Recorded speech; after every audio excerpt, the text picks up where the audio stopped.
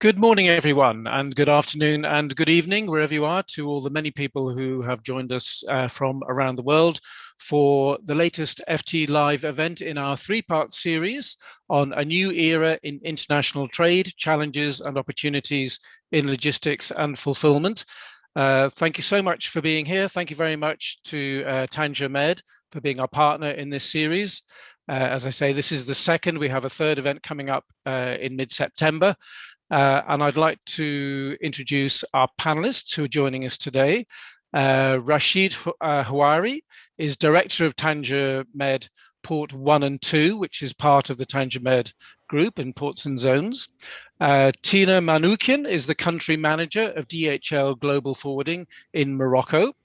Christopher O'Toole is Chair of the WTO Trade Facilitation Committee, and Bruno Plantaz is Executive Managing Director of CEVA Logistics' newly created IMEA region, which covers Turkey, the Middle East, Africa, and India. So thank you, panelists, very much for being here. A special thanks to Bruno, who I know is under the weather after his second dose of the COVID vaccine and has made a special effort to be here, but despite battling a high temperature. So very much appreciated.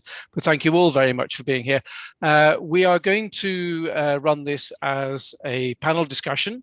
We look very much forward to receiving questions from the audience. There's a question box you can click on the right-hand side of your screen. And we encourage you to do that. We'll start picking up some questions towards the end of the session. We'd encourage you also to share your thoughts and tweets on social media using the hashtag FT Digital Dialogues. Let's get going. I'm going to ask a few questions around the panel. What we're looking at is how trade has been changing anyway in the world in recent years. With the changes that have been taking place in globalization, and of course the immediate changes brought on by the pandemic. So Tina, I wanted to ask you first, just give us some thoughts, if you would, on how your business and other businesses that you're seeing, how people are adapting to this new era in international trade.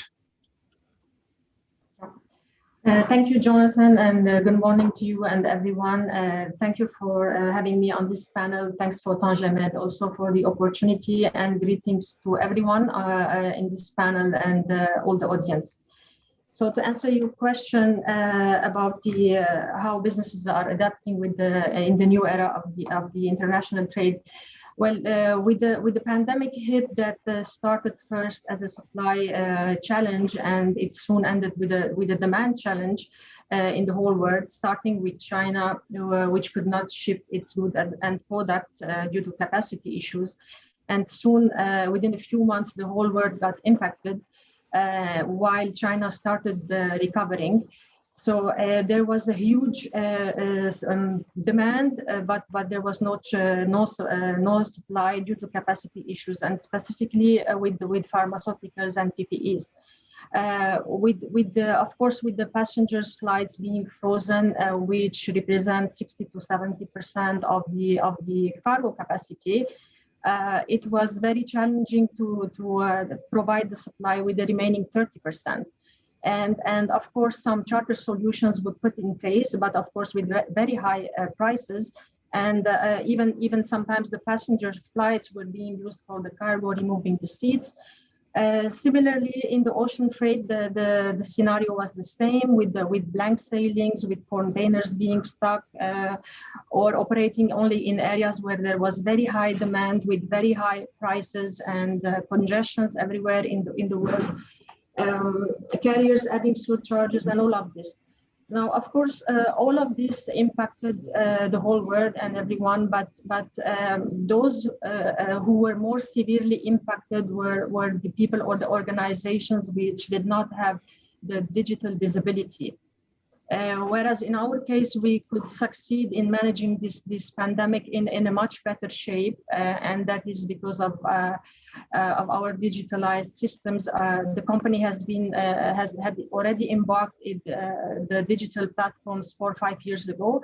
So it was very quick for us to adapt immediately to this change, and within a very short time, we could adapt to switching into the remote solutions and the remote operations, working from home, and having 80 to 90% of our people operating remotely, leaving, of course, 10 to 15% the frontliners, which is a must, and which remained a challenge for the final mile delivery.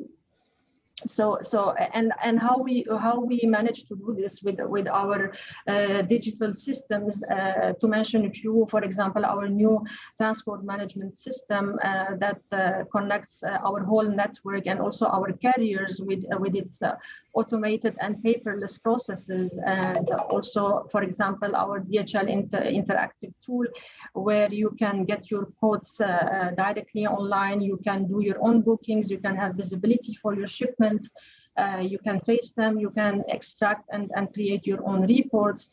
Or to mention as well the Saludo, which is our road freight digital platform that connects our customers and suppliers while they are sitting back at home. So what we learned from this pandemic situation, that it is very crucial to be ready and to be flexible to adapt to the changes that any change that might be coming. So all the investments that was done by the company 4 or 5 years ago, it all paid off during this pandemic, and as a matter of fact, as a group, we did achieve much better results than 2019. To add on this also, being flexible and as well as staying connected, it was very crucial and important. And being connected, of course, to your people, to your colleagues. For us, working from home was literally being on 8 to 9 hours of calls per day with our colleagues, with our team, with our member network, with our customers, trying to find solutions. And when I say stay connected, it's also with the customers or the sectors that were almost on complete shutdown. You cannot disconnect because they are not operating for a certain period of time. It is exactly then where they need you to come up with ideas and solutions and to have them plan forward. In summary, yes, it was very challenging, and there will always be challenges. But what is really very important to do is to be ready and prepared, be there for your customers, think and act digital, and above all, last but not least, take care of your people, because any situation that happens or a crisis, it has the psychological and emotional impact that hits the people and does not hit systems or tools. So it is crucial to take care of your people, because at the end of the day, they will make things happen. Okay, thanks very much, Tina. Rachid, sticking to the same theme, I'd like to come to you. We read an awful lot about the imbalances, the distortions that have come out of the pandemic, the huge number of empty sailings coming out of the US as cargoes all going on way, the massive increase in container rates and the cost of actually getting hold of a container. Where are we, do you think, in terms of working through the imbalances from the pandemic? Yeah, you're totally right by saying what you just said now. I believe that 2020 year have changed a lot into logistics, as was Tina saying a minute ago, but changed a lot also into ports and maritime flows. What we have seen in 2020, at least in this region of the world, North Africa or Tanger Med especially, we have seen a raise for our case of more than 25% of our flows of goods, of containers. That's almost 1 million more containers compared to the year before. So we ended up with 6 million containers last year, out of which about 90% is transshipment. And why am I insisting in transshipment? Because whatever you can call transshipment is not goods meant to be consumed by Morocco, but are goods coming, as you're saying, from the US or coming from China or Asia and transiting by Tanger Med and going all the way to Africa or Europe. What we have seen is many blank sailings, as you said, and these blank sailings, a lot of people at the beginning of the pandemic and a lot of experts were saying that blank sailings meant less containers, but it wasn't the case, at least for us. Blank sailings meant for some ship owners, instead of sending 4 ships from Asia to Tanger Med, well, they rather choose to send only 3 ships and creating a 1 blank sailing. But these 3 ships are filled up by 90% of their goods rather than coming only with 70% of the goods. And what happened with that is that ship owners managed to make some economies of scale by filling up 3 ships instead of 4 for a service like I'm saying. So making an economies of scale by having more revenues on 3 ships than rather than less revenues on 4 ships. So what happened with that, blank sailings meant for ports like us, a little bit less ships, but more containers. So we did good with that. It wasn't a problem for us. And I believe that ship owners have done good with that because they managed to save some costs by making some blank sailings, but managed also to make economies of scale by filling up more the fewer ships they kept. So that's one thing we have totally seen, as you were saying a minute ago. But if you look at the whole Mediterranean Sea as a global area, which is very interesting to look at, the Mediterranean Sea ports known like Tanger Med or Algeciras or Valencia or in Greece, Malta and Egypt and all that, I think overall they have not had less containers. I think it was about plus 1 or plus 2% if you take them all together. Maybe because we try to cope with the pandemic as soon as possible by making sure that every step that major countries were taking, Morocco have taken them well in advance. And I think this gave trust to the ship owners, to logistical companies like DHL and CEVA and others, very known, to keep the trust on a specific port like Tanger Med. In our case, we even were surprised to be able to sign some big contracts during the pandemic year because big companies and worldwide companies like CEVA and others decided that their logistics should be not totally focused in one area of the world, but should be a little bit more spread around the world, and especially their logistics should be as near as possible, maybe within 2 or 3 days from the consumer. This is very important. When you take the whole world shipping, Asia, Africa is about 25 days sea time. Going from, I don't know, Middle East to West Africa is at least 15 days sea time. And when you see some countries in a hurry to receive their goods, then these countries intelligently, they decide with the logistical companies to have a stock as nearby as possible, and Tanger Med played this role. Okay, very interesting, Bruno. Could I turn to you on that same question? How do you see that process developing as we move forward out of the pandemic? Has it cemented the role of hubs? Have they taken on a different role from what they had before the pandemic? Yes. So thank you, Jonathan, and hello, everybody. So yes, we see that international trade has become more and more globalized. Okay, it was always the logistic part to making business flow, but today I will say it's even more. And coming back to Tina and Rachid comments, so for sure that digitalization is a must. Today we see that without digitalization, and I think that as well e-commerce has shaped customer expectation with the same-day delivery, and as well the regionalization. So as Rachid mentioned, you know, the sea time is long. Customer, and I repeat myself, the e-com have shaped customer expectation. So we need to be closer to our customer, and the time to market is crucial. So for me, at least with the pandemic, we see that before, at least CEVA was making more B2B business. Today, we go to a B2C business with the last mile delivery, with a door-to-door services, with a high quality, with a short delivery time. So meaning that at least the pandemic shows us that we need to be closer to our customer. Closer in terms of geographical scope, but as well closer in terms of intimacy and closer to their need. And is the infrastructure in place for you to be able to do that? Can you just press a button and change that operation? Okay, as for CEVA and DHL as well, we are a global player and we are in 1,000 facility, more than 160 countries in the world. And we have globally around 80,000 employees. So the global presence is there.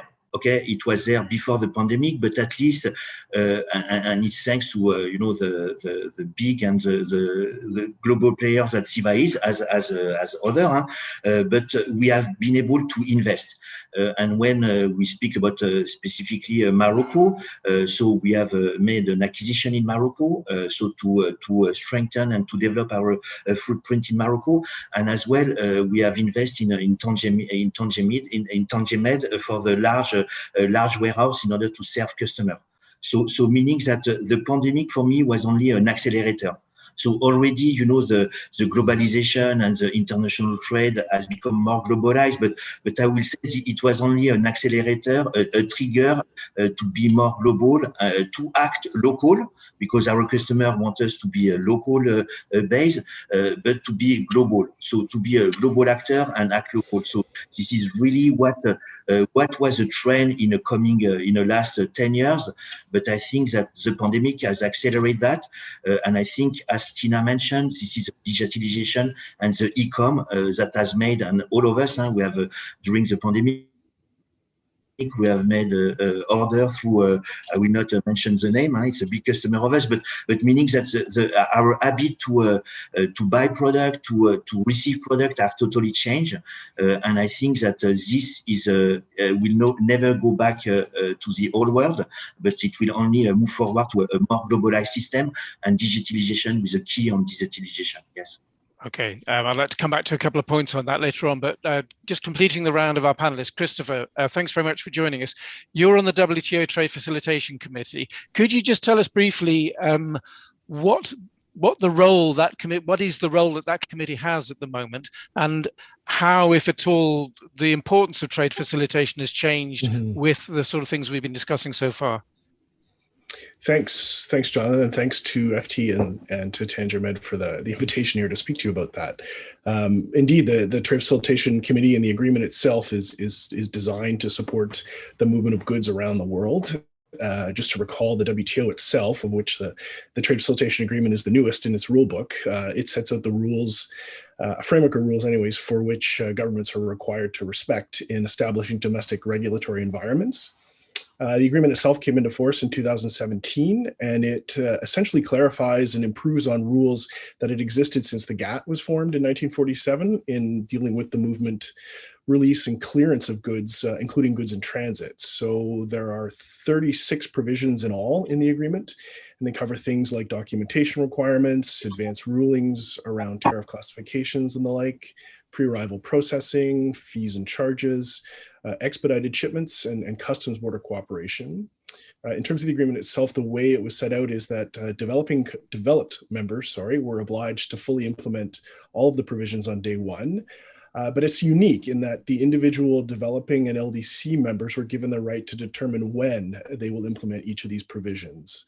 And so they can also notify the needs for technical assistance. And that's a big part of actually the committee's work and the partners is technical assistance and capacity building to help members to implement each of the provisions that they've identified in which they need help. So over the past 4 years that it's been in existence, the members have provided a substantial amount of information to the committee. Things like where to find import, export, and transit procedures for each member, the contact points if you need to as a private sector company, to seek out further information from governments. It also includes the dates by which members have chosen to implement each specific provision. And then where help is needed to implement the provision, they've identified the gap. So again, this is all publicly available information on the tfadatabase.org. So private sector companies can go to this database and see where individual countries are at in terms of their implementation of the provisions. At the moment, taking the developing and LDC members together, and based on the notifications they provided, we're at about 61% in terms of being past the designated date of implementation for the provisions themselves. By 2023, that number should rise to about 78% of all provisions. And then lastly, in 2027, it should be closer to 91%. And maybe just to kind of to fill in a little more, I mean, the part of the role of the committee is experience sharing and helping. It's a very collaborative effort amongst all the members in terms of helping each one implement and come up to a state where they can fully implement the provisions that are set out.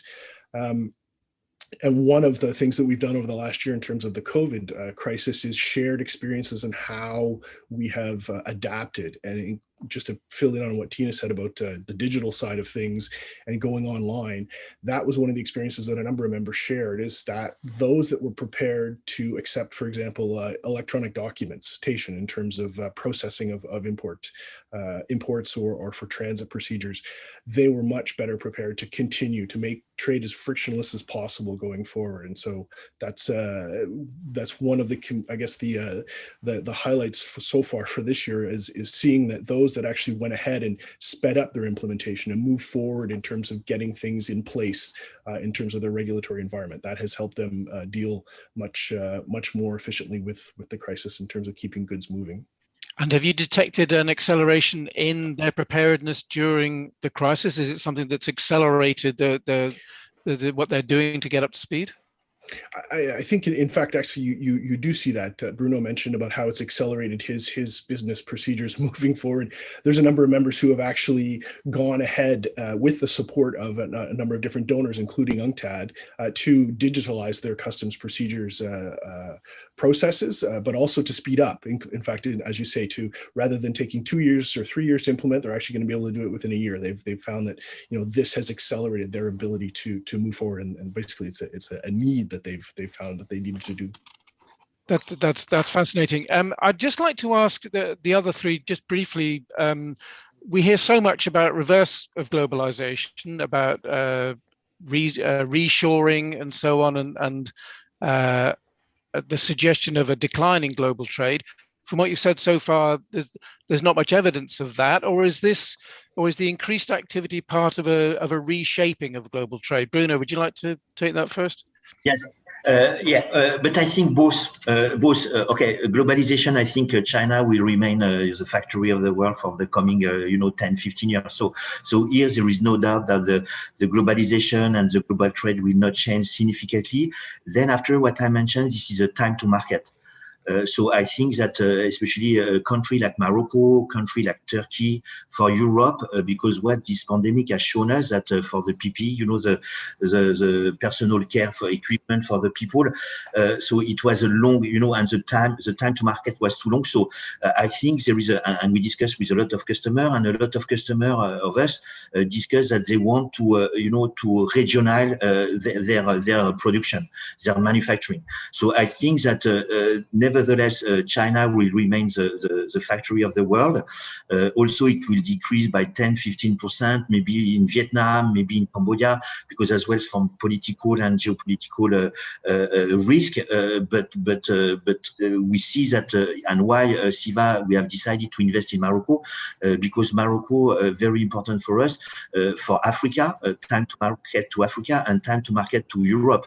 So for us, in terms of geographical and barycenter, Morocco, this is spot on. This is where we want to be and where we want to invest, because I think it will be a mix between the globalization and global international trade and regionalization. So meaning that a lot of factory, and we see that Renault invest largely in Turkey. We see a lot of company as well in Turkey. So I think that for Europe, and as we are discussing mainly about Morocco and Europe, I think that we'll face in the coming months. I'm not speaking about coming years. In the coming months, we'll have some movement from factory in Asia to the periphery of Europe. Yes. Tina, do you think is that going to turn into a long-term trend?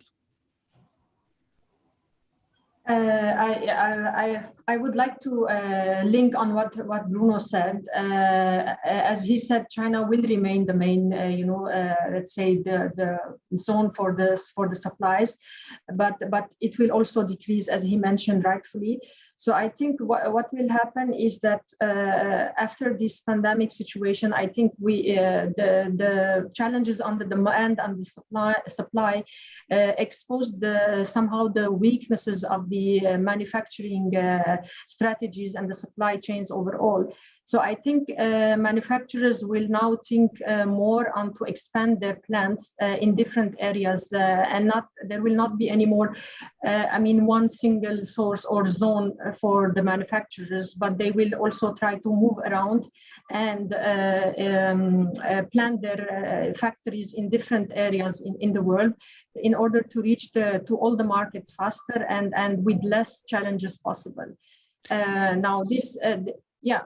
So this is somehow a new challenge, but it also has another opportunity, specifically talking about Morocco, because as I see, we will have more companies coming here to invest, as we have already lots of companies in Tanger. So they will look for areas or countries where there are free trade agreements and free zone areas and the good infrastructure. So this will be an opportunity also for Morocco, and maybe we need to focus more on the export side, and we need to, as logistics providers, we also need to plan for our, to have more capacity, and again to be more flexible and to help our customers plan and forecast accordingly.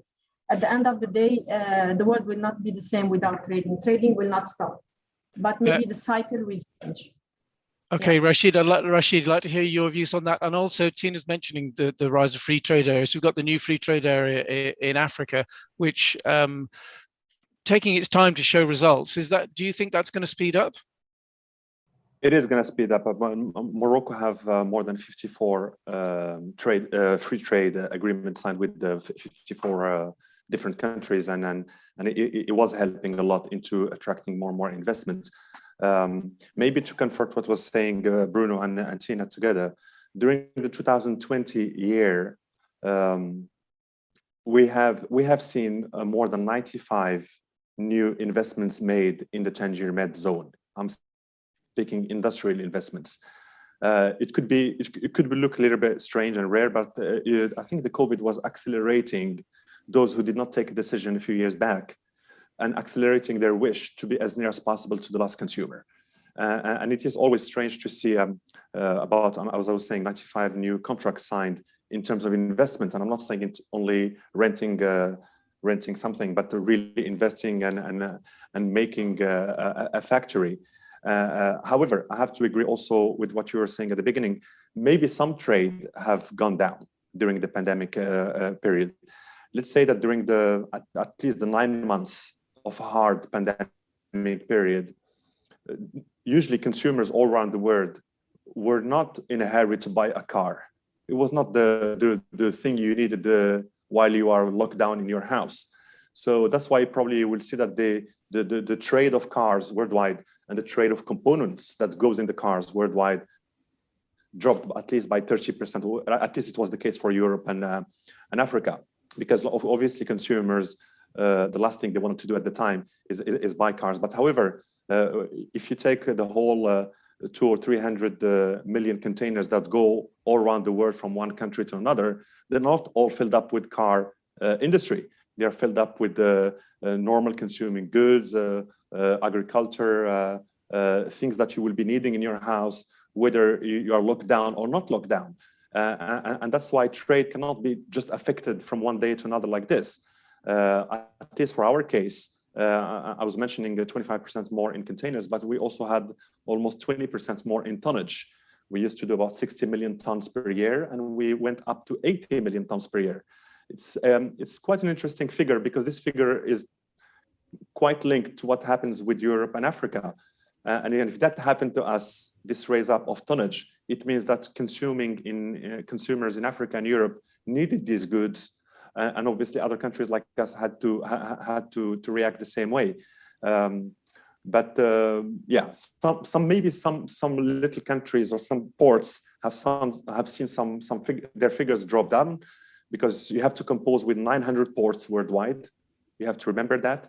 And within 900 ports, there's ports like us who have raised up. There is some ports who have gone down, but I'm sure in the coming weeks, figures will be coming out from big newspapers like yours, who resume the worldwide tonnage and the worldwide number of containers that were traveling in 2020. And I'm pretty sure that it was a few percentage raised up.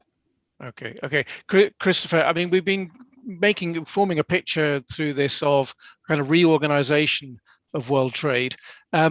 Is that coming through to you in the work that you're doing? Are you seeing a changing in relationships between smaller and larger countries, for example? No, not in terms of the notifications that are coming into the committee. I mean, there are a number of other. There's a lot of work going on in the WTO around analysis of trade movements, and so there's a number of reports that the Secretariat actually puts out that are very helpful, both in terms of just sort of a general statistical picture of what's happening, but also there was a number of special reports that they provided they're available on their website related to COVID. And the reactions of different countries around technical barriers to trade, around services trade, as well as in relation to the specific, a very topical one around the movement of vaccines and all the different aspects of the vaccine supply chain in which the trade rules interact. So I can't speak to the specifics around each country, but there has been a lot of research and analysis done to paint pictures around what is happening at this moment. Okay, let's move on to some of the specifics about operating and logistics and location. Bruno, coming back to you. I mean, one of the things we want to look at is how businesses can ensure that they're getting what they need from their logistics hub. How do you make sure that what you need is in place and running smoothly? Okay, so yeah, this is a very valid question, very interesting. So, in logistics, we are a service provider like DHL. So it's either the customer is outsourcing his activity, or either is making in-house his activity. So then after, it's a strategic move. There is a lot of customer, for instance, like Amazon. Amazon was always making their own logistic, so they didn't work with any of us. So now they started first with CEVA in Turkey. They started to outsource their logistics. So in order for them to focus on their core business. So then after, for us, it's important to ensure that we have the good service levels, that we have the good cost, we have the good quality, we have everything inside. Then after, the customer is deciding. For me, it's complex to say what they need to do, but at least on the service provider side, I can tell you that we are ready to operate, and we are ready to show that in terms of quality, cost, time to market, service level, and everything. So we think that for a customer, it's better to outsource his activity in order for him to focus on his core business. On marketing, on manufacturing product and everything. So for us, really important is to be the arm of our customer, because the supply chain is for us is a strategic milestone toward the order fulfillment. So we think that the supply chain is a very important topic, and we hope that we are professional in coping with the requirement of our customer. And then after, there is a fair competition. DHL, they are our colleague, but as well we compete in a lot of tender with them. So it's in order for us to be the most competitive and the most attractive to cope and to attract as much as possible a customer. Tina, tell us a bit about how your relationship, not necessarily with your competitor, but with the logistics hub. What has Tanger Med been offering to you, and what is it that you look for in the logistics hub when you choose your location? Yeah, well, it's very simple. The geographical location of Tanger Med on its own is already a very attractive, solution to have it act as a gateway connecting Europe to the African market as well as Middle East and Africa, and which automatically creates the cost efficiency and service excellence, and it helps as well the logistics firms to strengthen their network connections within their group or network, and automatically facilitate trading. So and if you add on top of this the huge and the high level quality of the infrastructure, the seamless processes with no service breakage or cut, and the skilled and professional team they have, so all of this it interlinks perfectly with our goals and values in DHL. which is having the best team, the best operations, best customer experience, and eventually the best results. So that's it from my point of view.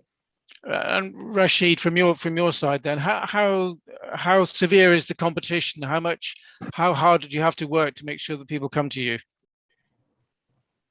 Was pretty hard, to be honest.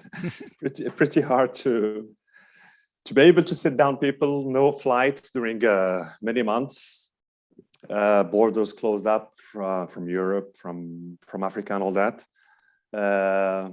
Even for the anecdote, we had to sign with Bruno and his team almost by the same kind of video we're doing now to be able to move on. So people had to trust each other, make deals without being sitting at the same table. It was also hard to keep up with the works of building factories and building warehouses for logistics and all that during the lockdown. Many civil were also locked down, while logistical companies were in a hurry to receive either their warehouses or their goods. Lockdown was not easy to go with. But I think the people were more scared the first 2-3 months rather than the rest of the time, because after that things started to move on. But generally speaking, although it was hard, as I was saying, we managed to move up with at least 20% in all goods and implementing over 95 new companies in only our area of Tanger Med. And this year now, 2021, although with still some COVID impact, this from which is great with the vaccines and all that, 6 million people already vaccinated and all that. So things start to get much better, and the numbers are even higher this year, better than last year. So I wouldn't say that COVID was a chance for Morocco. I think COVID was a chance for huge companies, multinational companies, to open their eyes and see which other spots of the world can be useful apart from Asia. And Africa is starting to become interesting for a lot of people. Now, when you speak about Africa, you're speaking about over 50 countries. Within these 50 countries, companies like CEVA, DHL, Renault, Peugeot, and others, when they look at the 50 countries, they're not looking only at the 50 countries as which country is the cheapest in manpower, or which country is the cheapest in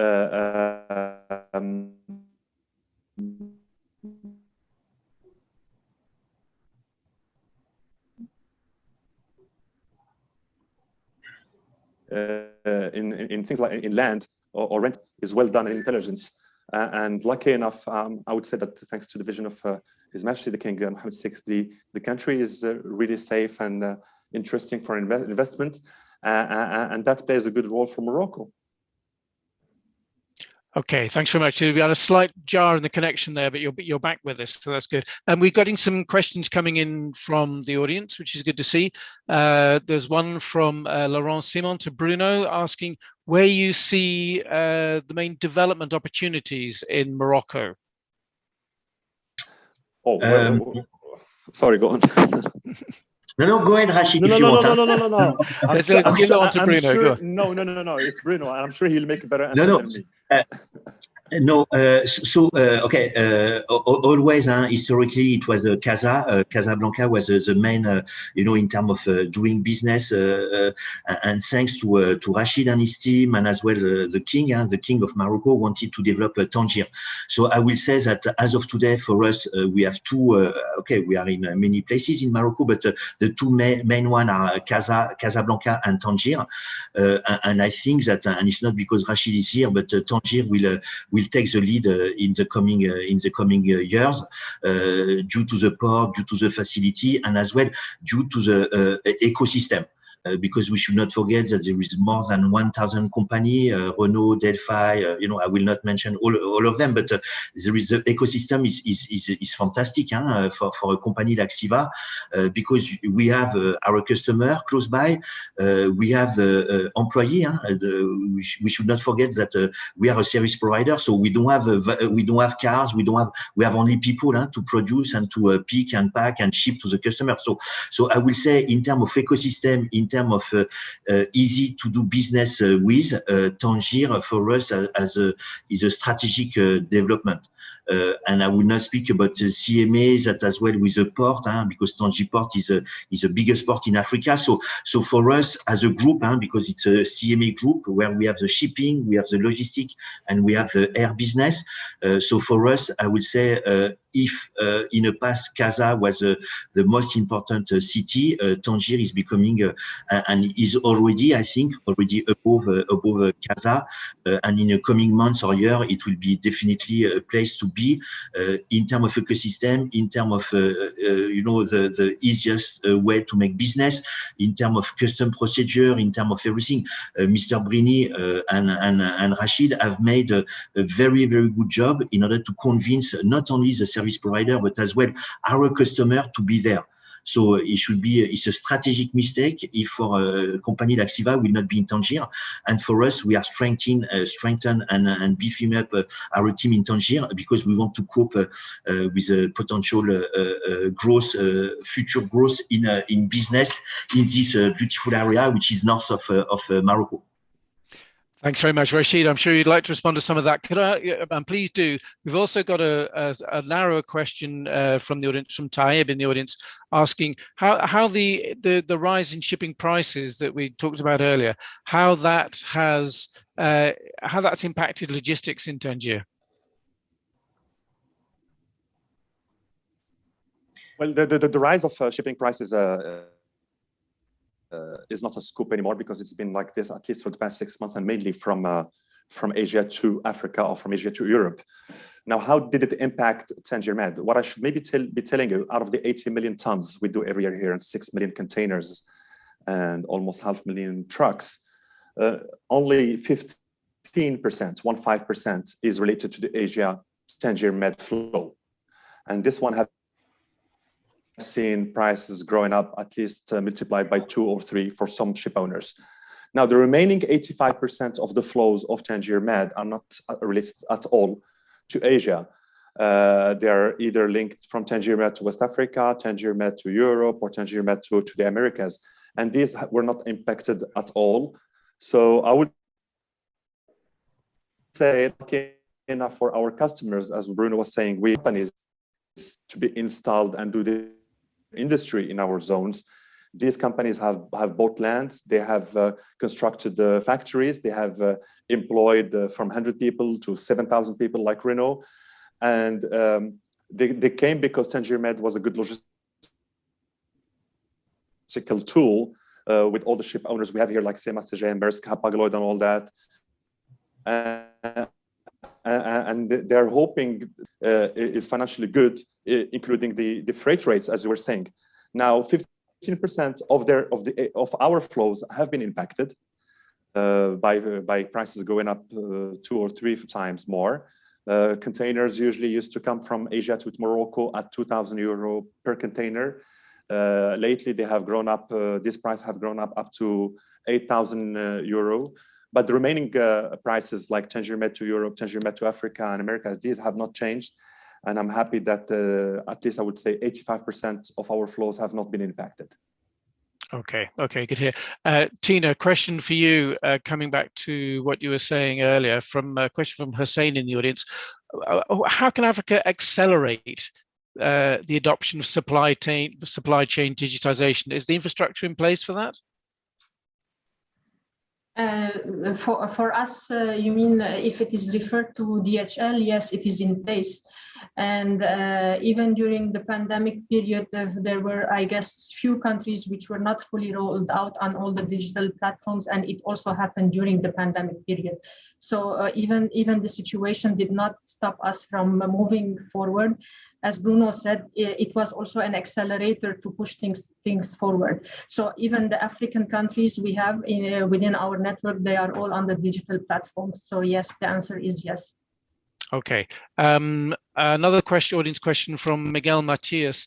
Maybe one for you, Christopher. I mean, a broad one about whether the WTO or others will establish targets for transport decarbonization. Is there a role for the WTO in that?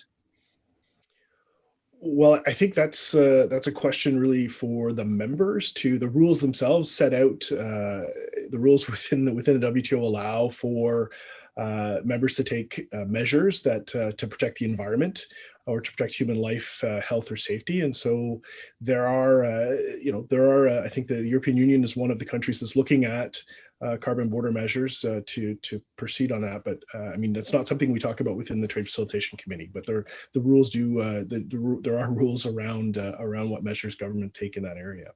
And Bruno, is that a job for logistics companies? Do you have your own targets in that? This is a question to me, Jonathan? Yes. Sorry. Yes. I will say two things. First, we are all human beings, so we need to protect the planet. So it's obvious that everybody now we have the conscience that we need to improve our game. And I will say, as we are speaking about business today, this is a mandatory. Most of the customers are asking what is our carbon footprint, what is everything. You reply to a tender, and the customer is asking. So I will say there is two aspects. One is more, on a microeconomic, micro view that every individual is doing things. So it's not the purpose of our discussion today.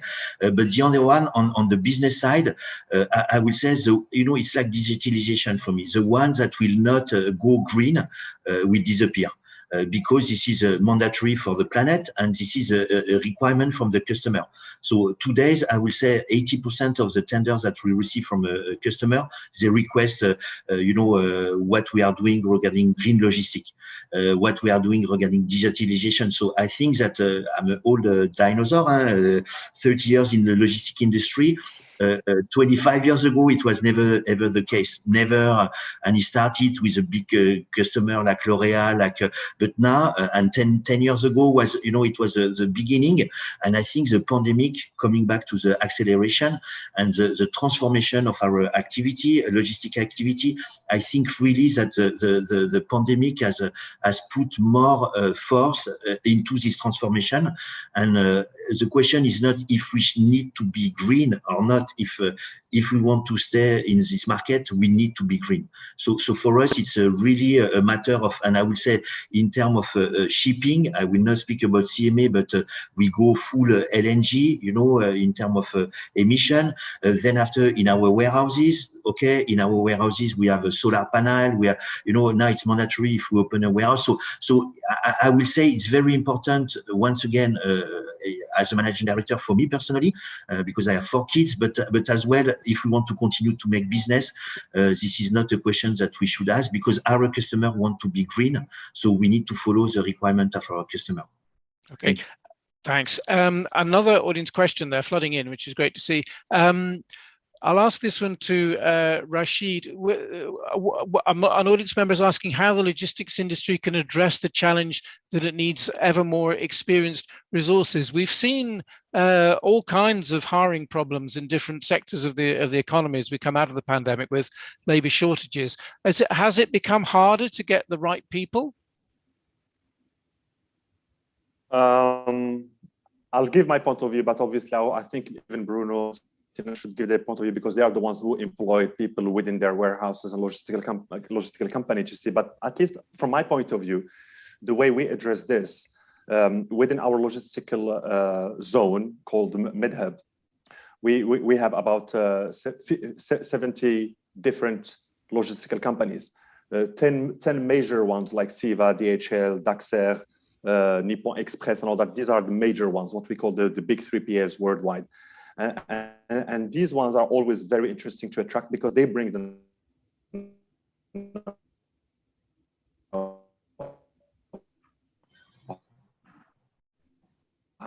how they bring the procedures, they bring the the very important people like Bruno or Tina. For example, Tina is in Morocco.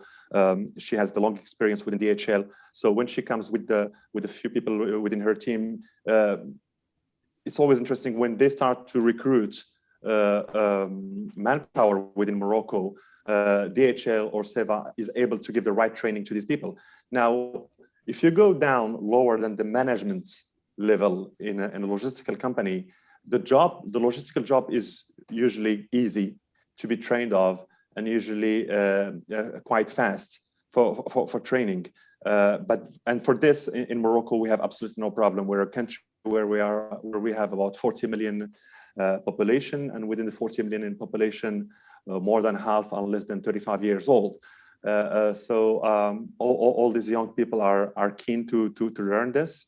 Lucky enough in Morocco, the cost of living is not high, so the salaries and wages are not high as well. And this helps companies be performing in the logistical wish to make money in Morocco. Tina, do you want to comment on that? And if I could ask a separate question as well that's come in for you from Mehdi Belkacem in the audience. He's asking you to get into a bit more detail on the digitization, asking what were the main digital transformations from an operational perspective that you've had to make and that others have had to make to keep up with regional demands? Well, as I said, the digital investments were already done in the company many years ago. So I think what's important was for the customers was the visibility and the real-time, knowledge or the visibility about their shipments, and also the quick response, or even as Bruno mentioned, for customers who were also willing to go paperless and were accepting the electronic invoices. So these were important areas to focus, and the ability to be able to get immediate quotes, immediate bookings that you can do yourself, or even to get these connections with between the customer and the transporters when it comes to the road freight, for example. These were all important elements which help the customers to put their orders in place without having to take the hassle of to do the physical effort or the manual intervention that was needed. So these were all the tools that we had invested on. So it did not take us lots of efforts during the pandemic period to go more digital. We actually made use of whatever was already invested in during the past periods. So I hope I answered the question. But are your customers keeping up with you? Do other people have the infrastructure in place to take full advantage of that? Definitely, and some of them are even interested. We do the demos for them, and we show the tools that we have, and they are more eager to know and to learn and to be using our platforms because they also see the common benefits for them. So they are more eager to accept, especially when we talk about big companies, multinational customers who are more open and who are more eager to move forward like us. Okay, another question, audience question from Ankit Kandewal. Looking at the recent cyber attack on the Colonial Pipeline and the other big news stories that we've had in that area recently, how challenging is safeguarding in the logistics industry? Bruno, is that one for you? Yes, it's a very good question. As maybe some of you knows, CMA, the shipping, the mother company of CEVA, have been attacked last year. So we have invested hugely. When I say hugely, it's a total revamp of our information system because we know that we were quite weak. We have been, working with consultants to check the security, the cyber security, and I will say that it was, we were not at the standard like 6 months ago. After the attack, we have invested significantly, and we think now that we have. But when I say significantly, I cannot disclose the figures, but it's a multi-million investment for cybersecurity worldwide. So we think now that we are well protected. But that cybersecurity, it's always chicken and eggs, so they are well advanced, they have a lot of money, but for us this is as well, and I'm coming back to the customer, because we are a service provider, so we need to focus on customer, and this is like the last question regarding green logistics. So now the customer are pushing us to be extremely good on the cybersecurity, because as we are part of their supply chain, so we cannot disturb their supply chain and the order fulfillment for their business. So meaning that I will say we have been impacted. Now we think that we are at the state of the art in terms of cybersecurity, and I will say that as the cyber crime is always well in advance and they have a lot of money, they invest a lot, but I think that with our investment and the customer pushing us to be very secure, because if we are not secure, it could impact their supply chain. So I will say that the both way is forcing us to be a state of the art in terms of cybersecurity. And Christopher, is that something that you look at? Is that a requirement for people to meet standards for trade facilitation?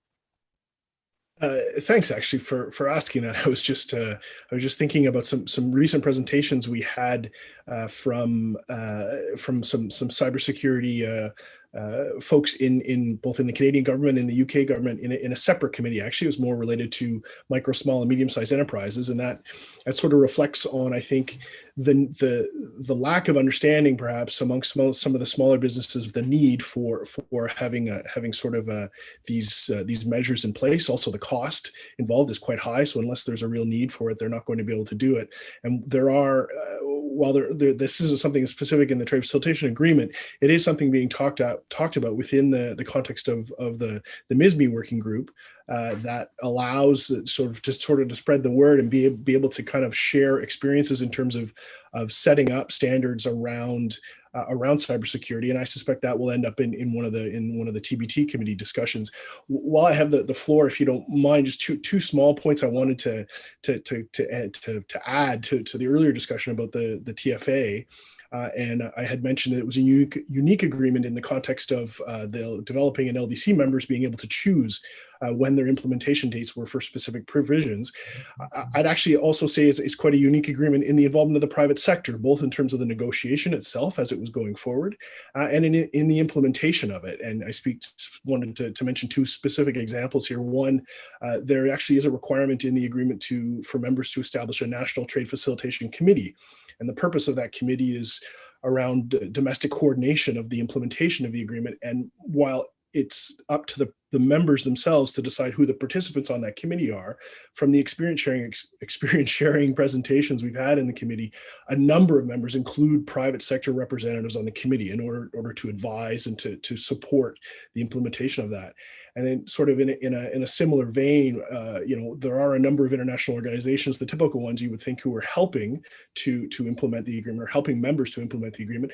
But there also is a unique public-private partnership that has a number of projects around the world, including a couple in Morocco, to be honest. This is called the Global Alliance for Trade Facilitation, and this, as I said, is a public-private partnership supported by Canada, Germany, Australia, and Denmark, and it includes the participation from companies like DHL, Maersk, UPS, and Walmart in order to advise governments and help them things like customs clearance times, decision times on documentation and things like that. So just to add that to the discussion in terms of the link with the private sector for the agreement. And Tina, you guys involved in that?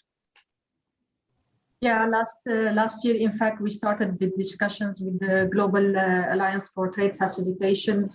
They reached out to us before end of the year to support them with going more with digital, with the local certifications that are needed for the road transports, for example, to support the agriculture growth in Morocco. So I recall the IFITO certifications was the topic of the discussion, and this is something that we need to follow up on. We were supposed to also share some examples and the challenges to support this organization to get these certifications more digitalized, so and the trading becomes more easy. So yes, it was a topic that we started discussing last year. Okay, and we're running short of time, but just time for one last audience question. Just a quick sum up on the biggest challenges that lie ahead. Maybe Rachid, you could take that.